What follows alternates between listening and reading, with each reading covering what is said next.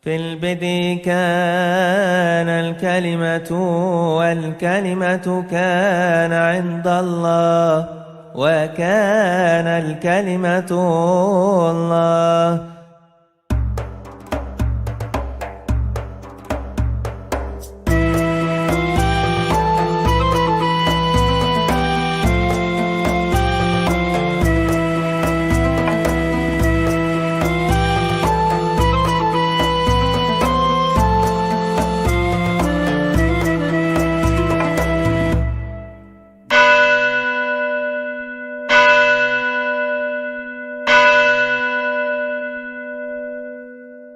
Assalamualaikum Besem Hamasya. Kali ini kita akan membahas mengenai fakta tersembunyi di balik konsili Nikea yang kontroversial. Konsili ini diselenggarakan untuk menuntaskan menghadapi ajaran Arius. Arius adalah seorang imam, seorang pastor atau pendeta dari Alexandria yang mengajarkan bahwa kana waktun lam yakun fihi, ada waktu di mana dia, artinya Yesus sebagai firman Allah, pernah tidak ada. Gereja gundah menghadapi ajaran ini karena apa? Karena jelas ajaran ini sepintas saja bertentangan dengan kitab suci yang menegaskan bahwa firman Allah atau kalimatullah itu sesungguhnya adalah Allah. Dalam praeksistensi firman Tuhan atau logos ilahi, itu tentu adalah Allah sendiri. Maka kalau ada waktu di mana firman pernah tidak ada, berarti ada waktu tertentu Allah ada tanpa firman-Nya. Maka gereja tentu akan merumuskan bahwa firman dan Allah itu sama-sama kekal. Berbeda dengan apa yang diopinikan publik selama ini, khususnya publik modern, bahwa seolah-olah konsili Nikea itu muncul tiba-tiba atas desakan kekuasaan atau tangan besi kaisar yang memaksakan bahwa Yesus harus menjadi Tuhan. Bahkan ada yang mengejek bahwa Yesus baru dilantik jadi Tuhan di konsili Nikea. Dan macam-macam opini liar seperti itu karena memang tidak didasarkan atas bukti-bukti sejarah primer, sekedar opini liar. Jadi dibutuhkan waktu sekitar 7 tahun untuk menghadapi kontroversi kaum Arian ini. Pertama-tama tahun 318, Patriark Alexander dari gereja Alexandria mengundang satu sidang sinode lokal. Kalau konsili itu lebih besar. Dalam sidang sinode lokal ini dirancang sebuah regula fide, draft pengakuan iman, bahwa putra Allah atau firman Allah itu diturunkan bukan dari ketiadaan. Jadi Yesus itu diakui sebagai firman Allah yang kekal, tetapi Arius menolak.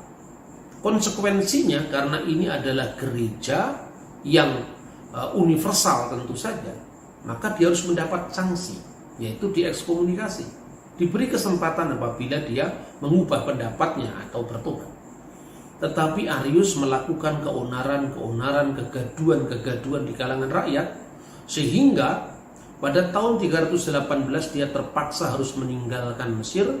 Dia menuju ke Kaisaria, dan dalam pendekatannya dia selalu melakukan tebar pesona, posisikan dirinya sebagai seorang yang tertindas hanya gara-gara dia mengatakan bahwa Allah itu esa, bahwa Bapa itu satu-satunya Allah yang esa, dan Yesus itu lebih rendah dari Bapa. Sebetulnya tanpa lebih dalam memahami, karena Arius memahami Kristus itu seperti pemahaman filsafat Yunani, di mana dalam filsafat Helenisme itu adalah pandangan emanasi, bahwa segala sesuatu itu mengalir dari Tuhan, mengalir dari esensi awal yang disebut theos. Maka aliran yang pertama, pengaliran yang pertama, atau bahasa Jawanya deleweran yang pertama, itu tentu lebih rendah daripada yang mendelewerkannya atau yang mengalirkannya. Begitu juga emanasi kedua, begitu juga emanasi ketiga.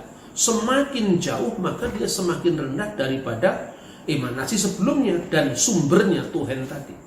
Inilah sebabnya kenapa Arius gagal memahami keesaan Allah. Yang disangkanya esa itu sebetulnya bukan Allah yang esa. Itu sebetulnya pandangan Tuhan Yunani, Helenisme. Nah saudara-saudara, tahun 320 kemudian dia berhasil meyakinkan uskup-uskup Bitinia untuk mengakui pandangannya. 322 dia meyakinkan para pemimpin gereja di Kaisarea atas dukungan sejarawan Eusebius dari Kaisarea yang terpikat dengan ajaran Arius karena dia menyangka bahwa apa yang diajarkan Arius seperti yang diajarkan pengakuan iman lokal di gerejanya di Kaisarea. Itu yang terjadi pra-konsili Nikea. Untuk menghadapi itu, maka sikap Konstantin kadang-kadang berubah-ubah. Tatkala meletusnya kontroversi antara Arius dengan patriarknya, itu Patriark Alexander, dia rencananya dari Makedonia dia akan meneruskan perjalanannya ke benua timur, yaitu ke Alexandria, tetapi dia membatalkan rencananya setelah dia menempuh separuh perjalanan karena mendengar berita yang tidak mungkin mestinya harus kudengar di telingaku. Artinya dia merendahkan pembahasan teologis. Seorang kaisar yang hanya menekankan bahwa semua harus aman dengan pendekatan security-nya.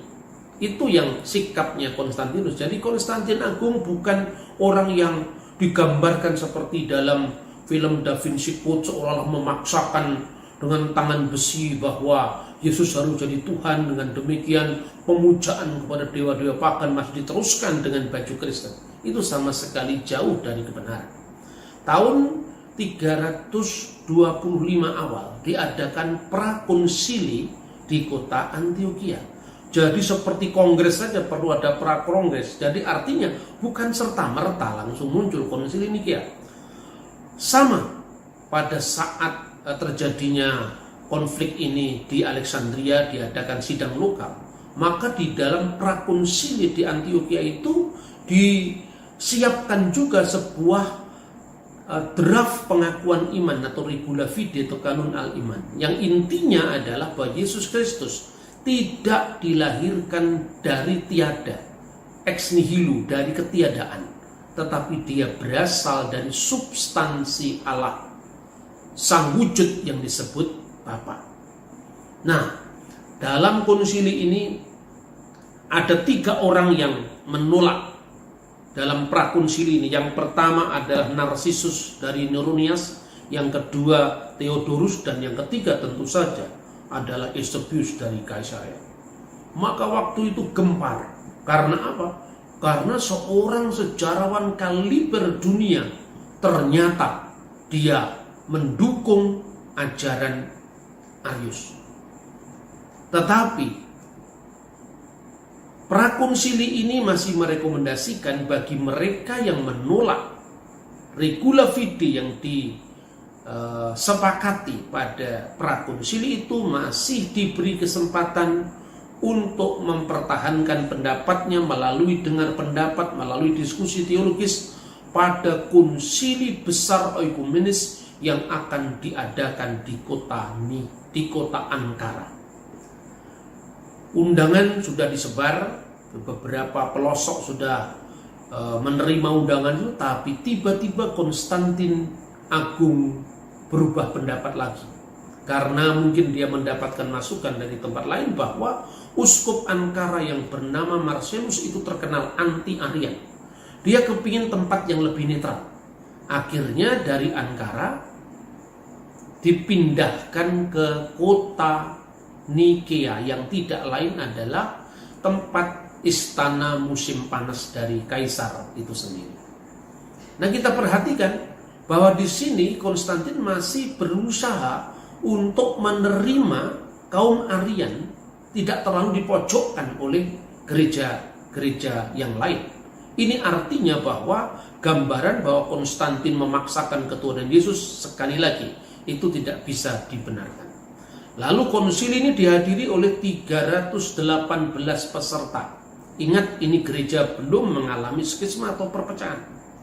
Setelah berhari-hari, kemudian konsili itu menghasilkan sebuah konsep pengakuan iman yang intinya bahwa Allah itu esa, yaitu Bapa pencipta segala sesuatu baik kelihatan maupun tidak kelihatan, dan percaya kepada satu Tuhan yaitu Yesus Kristus, anak Allah yang tunggal, yang dilahirkan dari sang Bapa dan berasal dari substansi Bapa. Allah dari Allah, terang dari terang, Allah sejati dari Allah sejati, dilahirkan dan tidak diciptakan, dan seterusnya. Lalu aku percaya kepada Roh Kudus. Baru kemudian di dalam akhir dari pengakuan yang draftnya dirumuskan oleh pengakuan Nikea itu, kemudian dirumuskan anatema. Jadi keyakinan seperti apa yang dinyatakan salah oleh gereja. Dan ini bisa dibaca di hampir semua buku-buku sejarah ya.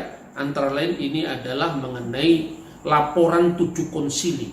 Ya, 7 konsili ekumenis menurut pandangan gereja Kalsedonian yang terbitkan oleh Hendrickson Publisher, dan ini adalah penerbit Protestan. Lalu kita juga bisa melihat bahwa ini adalah laporan dari konsili-konsili ekumenis, termasuk pasal-pasal yang ditetapkan di konsili Nikea. Ini diterbitkan oleh Holy Cross Theological Seminary dari gereja ortodok. Artinya bahwa semua gereja sebelum perpecahan mengakui ini, baik itu Protestan, ya, Katolik atau gereja ortodoks, semua sepakat tentang ini. Kemudian setelah diungkapkan bahwa aku percaya kepada Roh Kudus, ini saya membaca dari teks sejarah gereja, ya, juz kedua, ya, Tarik Al-Kanisah juz As-Sani, tentang Majami' Al-Maskuniyatul Awal, ya, wa Gajawat Al-Kubra. Ini diterjemahkan oleh Abuna Maurice Yukarin, diterbitkan di Mesir, ya, pada tahun 1967, kemudian pada halaman 15. Ini bunyi tentang anatemanya seperti ini. Innalladzina yakuluna kana waktun yam yakun fihi. Dan kepada mereka yang mengatakan ada waktu di mana dia pernah tidak ada. Dia di sini adalah firman Allah, pernah tidak ada. Wa qabla ayyullada lam yakun. Dan sebelum dia dilahirkan dia tidak ada. Wa qad khuliqa min Adam. Dan sebelum dia diciptakan, atau dia diciptakan dari Adam, ketidakadaan, ex nihilo, ya. Au yujahiruna bi anna ibnillahi huwa min datil ukra. Dan mereka yang mengatakan bahwa sesungguhnya putra Allah adalah memiliki zat ukra, memiliki substansi lain. Au min jauhar akar, atau memiliki hakikat yang lain. Au innahu makhluk, atau dia adalah seorang makhluk. Au qabla lil takyir, dia mengalami gayara, perubahan, wal fasad, dan kerusakan. Jadi firman Allah itu bisa mengalami takyir, perubahan atau kerusakan. Padahal ini bicara tentang substansi ilahi bersama dengan firman-Nya dan tekanannya pada firman-Nya. Maka kemudian dirumuskan di akhir itu adalah wa innal kanisah katolikiyah wa rasuliyah tahrimuhum. Maka gereja yang Katolik, yang yang universal dan yang rasuli mentahrim atau menganatema mereka. Jadi ini intinya konsili Nikea. Kemudian apa yang terjadi? Ini fakta yang menarik yang perlu kita dengarkan, bahwa Eusebius dari Kaisaria mengubah pendapatnya karena dia merasa pada saat Arius berada di Kaisaria, dia selalu mengatakan bahwa saya tidak jauh berbeda dengan Patriark Alexander. Yang saya lakukan, saya hanya menekankan bahwa putra Allah itu lebih rendah dari Bapa, dan bahwa Putra Allah itu merupakan yang pertama-tama dari yang sulung dari segala yang diciptakan Allah. Nah, kalau itu yang disampaikan kepada Eusebius, tentu itu hal yang sama yang diyakini oleh gereja, karena memang Yesus disebut sebagai yang sulung dari segala yang diciptakan. Bukan berarti dia adalah bagian dari ciptaan, karena kata bekor dalam bahasa Ibrani itu menunjukkan kesulungan tidak hanya dalam pengertian yang lahir pertama kali. Hak kesulungan dalam budaya Ibrani bisa berarti khususnya adalah memiliki kedudukan yang lebih. Ya, hak sulung misalnya dia menjadi pemimpin mesbah keluarga, berhak menerima berkat orang tuanya, dan memiliki kehormatan daripada yang lain. Makanya ada ungkapan Yakub berebut hak kesulungan dengan Esau. Tentu tidak bisa ditafsirkan dalam makna budaya di luar Israel. Itu yang dipahami gereja. Kalau Yesus dikatakan itu lebih rendah dari Sang Bapa, memang di dalam wujud inkarnasinya sebagai manusia, Yesus mengatakan Bapa itu lebih besar daripada aku. Nah, seperti ini rupanya yang dilakukan oleh Arius untuk menggalang dukungan terhadap pandangan-pandangannya.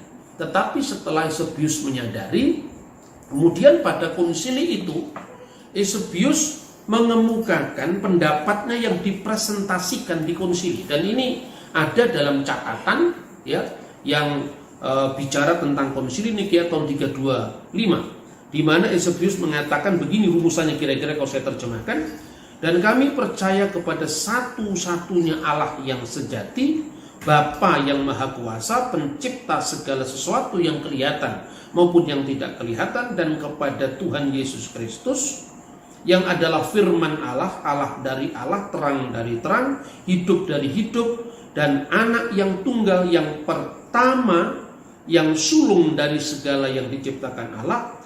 Tetapi kesulungan ini tidak dipahami sebagai makhluk, karena Eusebius mengatakan dan dilahirkan dari Sang Bapa sebelum segala abad, bahkan olehnya segala sesuatu telah diciptakan, dan kemudian menjadi manusia demi keselamatan kita, telah turun dari surga, seperti pengakuan iman Nikea pada umumnya.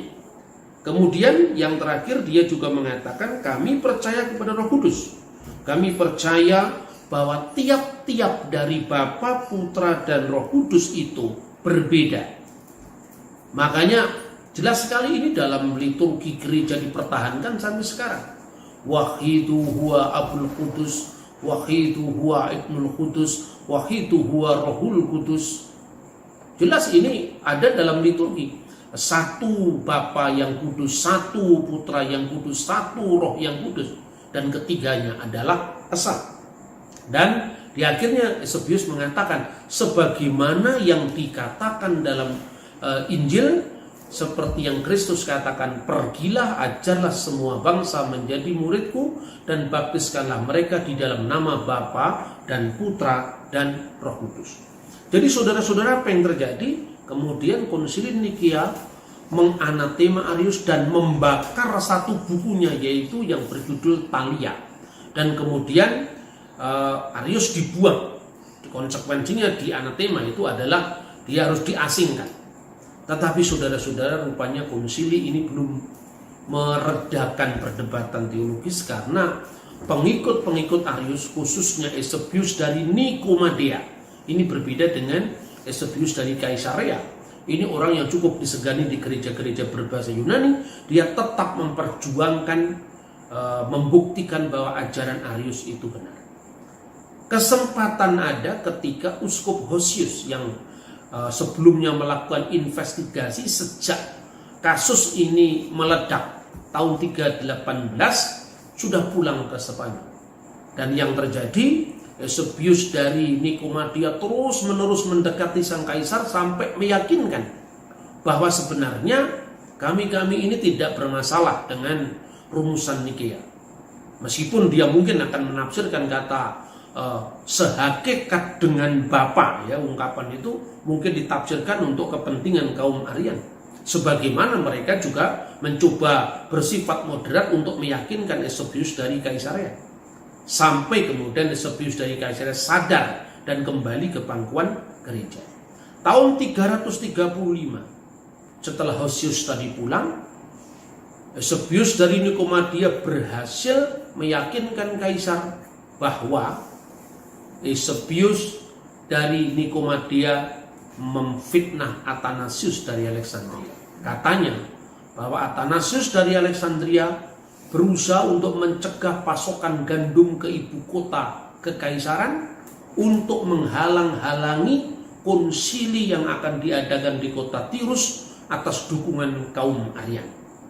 Dan kaisar benar-benar murka, dan kemudian Eusebius harus mempertanggungjawabkan kenapa dia harus melakukan boikot gandum itu.